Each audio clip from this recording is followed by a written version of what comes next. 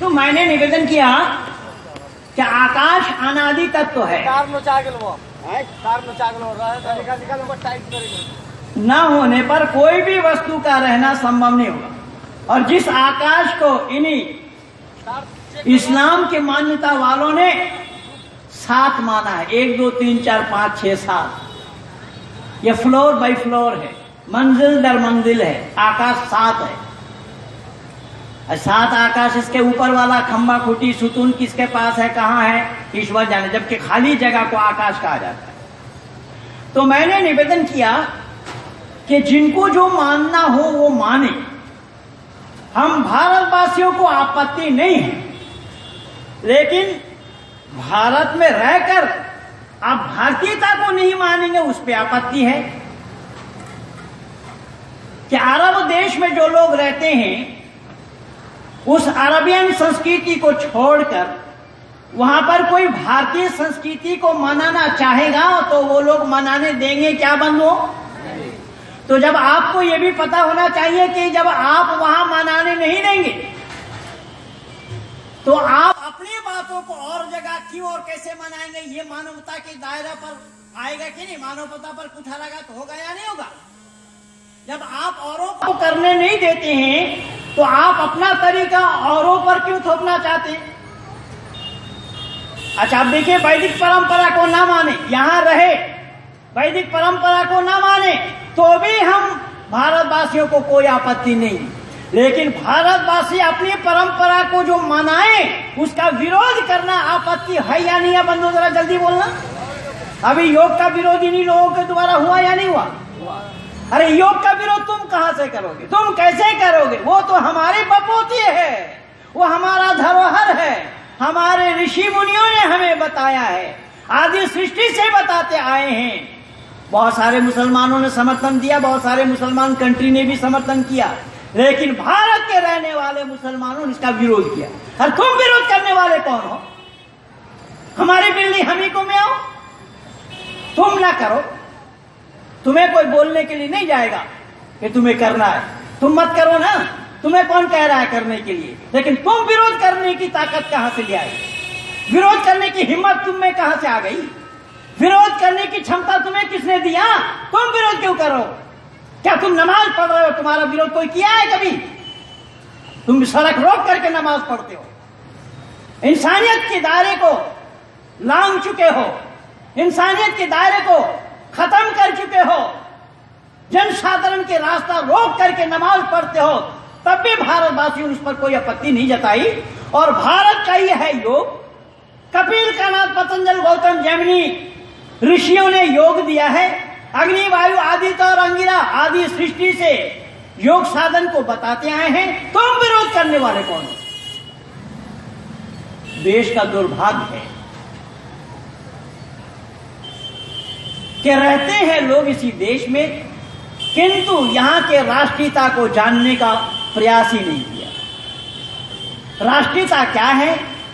राष्ट्रीयता को अगर नहीं जानेंगे आप तो राष्ट्र में रहने का अधिकार कैसे होगा? ये तो साधारण सी छोटी सी बात है कि किस काम को हम कर रहे हैं, हम क्या करने जा रहे हैं, क्या बोल रहे हैं, हमें सोच समझ करके बोलना चाहिए या बेतुकी बातों को बोल देना चाहिए? हम जिस देश में रह रहे हैं, अगर कोई कहे कि ये देश हमारा है, आओ मैदान में, कहां है तुम्हारा देश? जब तुम जन्म लेते हो तुम्हारे कान में, दाहिने कान में अज़ान सुनाया जाता है, बायां कान में तकबीर सुनाई जाती है। जिम्मेदारी के साथ बोलना, वो अरबी में सुनाते हो या हिंदी में? तुम कहां के हिंदुस्तानी हो? तुम कैसे हिंदुस्तानी हो? कहां है तुम्हारा हिंदुस्तान में आगमन?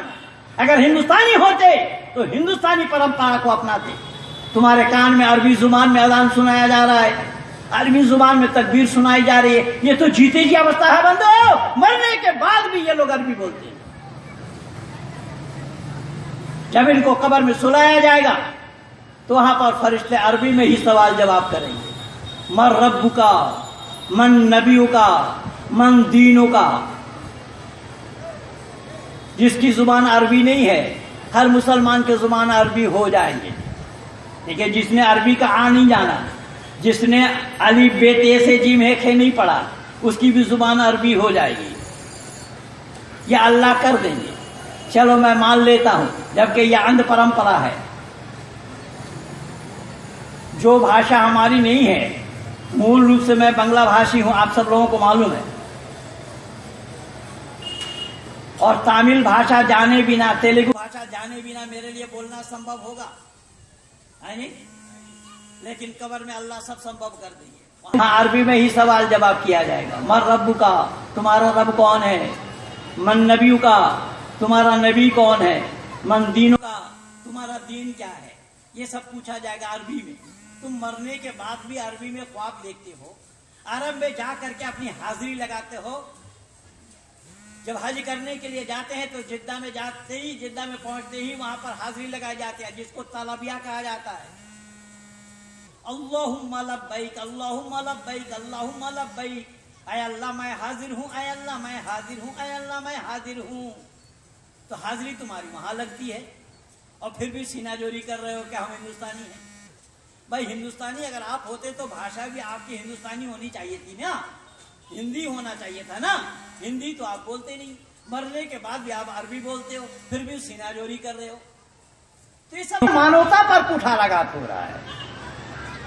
तो मैंने बंधुओं निवेदन किया कि भारत को मां इसीलिए कहा गया कि सृष्टि की उत्पत्ति इसी भारत से हुई है।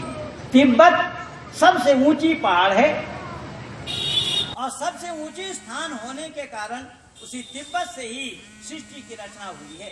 अगर आप लोगों को संदेह हो तो सत्यार्थ प्रकाश नामी पुस्तक को पढ़ लेना। सत्यार्थ प्रकाश के 8वां समुल्लास में यह प्रकरण आप लोगों को मिल जाएंगे। सत्यार्थ प्रकाश के 8वां समुल्लास में ऋषिवर देवदयानंद ने भली भांति इन्हीं चीजों को बताने का प्रयास किया।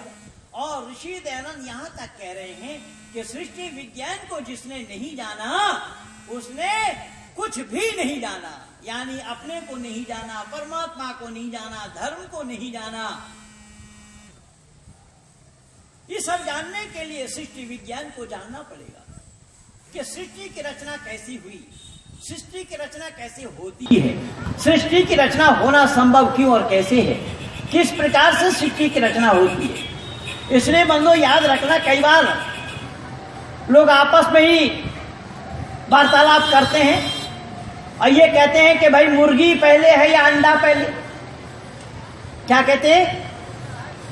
मुर्गी पहले है या अंडा पहले, आपस में तर्क वितर्क करते हैं। अब उन लोगों को ये मालूम ही नहीं है कि इसमें से किसको पहले होना चाहिए। कुछ कहते हैं कि मुर्गी नहीं तो अंडा कहां से, और अंडा नहीं तो मुर्गी कहां से।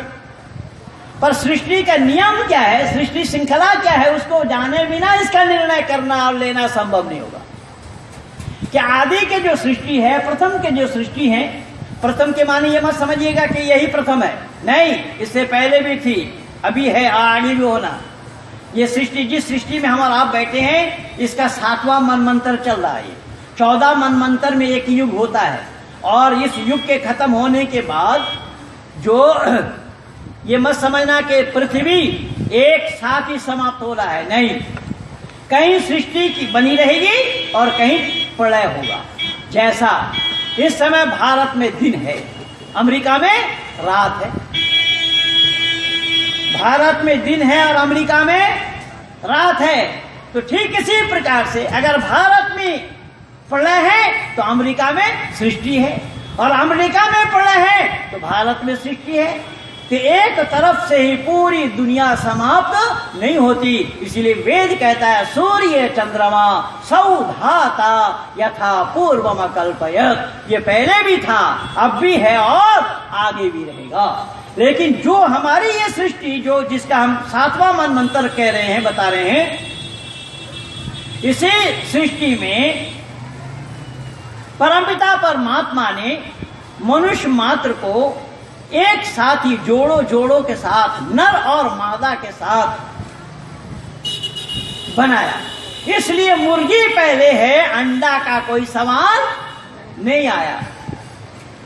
ये जो सृष्टि है उसको अमैथुनी सृष्टि कहा जाता है। क्या बोला? एक सृष्टि है मैथुनी, दूसरा सृष्टि है अमैथुनी। अमैथुनी माने अनसेक्सुअल, बिना स्त्री और पुरुष के मिले। वो अमैथुनी सृष्टि कहलाती है। तो ये प्रथम के जो सृष्टि है वो अमैथुनी सृष्टि है, बाद का जो सृष्टि है वो मैथुनी सृष्टि है। तो आप लोग कहेंगे अमैथुनी सृष्टि कैसे हो सकता है, बोला स्त्री और पुरुष के बिना मिले कैसे हो जाएगा? देखिए मैं प्रमाण दे रहा हूं कि आप एक सप्ताह स्नान करना बंद कर दें। एक सप्ताह जब आप स्नान करना बंद कर देंगे तो क्या होगा?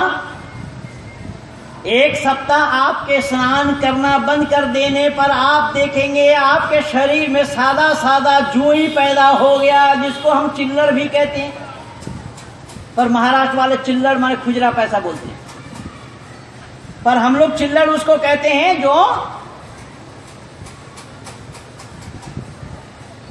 सादा सादा जुई पैदा होता है। अच्छा बंधु, जिम्मेदारी के साथ बोलना, आप सारे पढ़े लिखे लोग बैठे हैं कि उस जुई को, सादा सादा जुई जो पैदा हुआ, किसी ने आपके शरीर में छोड़ दिया था क्या? हाँ जी, छोड़ा नहीं। इसका मतलब ये हुआ कि वो अपने आप ही पसीने से पैदा हुआ। किससे पैदा हुआ?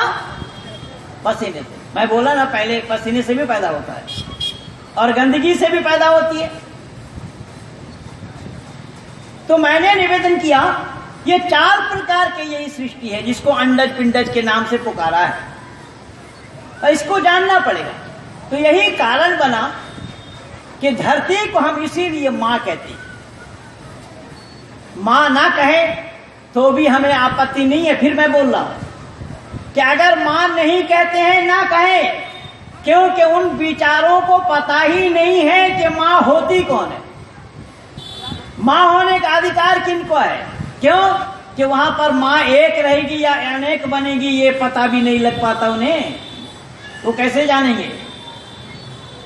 मां यहां छोड़ी वहां गई, अब मां कैसे होगा? देखिएगा कि बेटे के बहू से ससुर ने शादी किया तो अब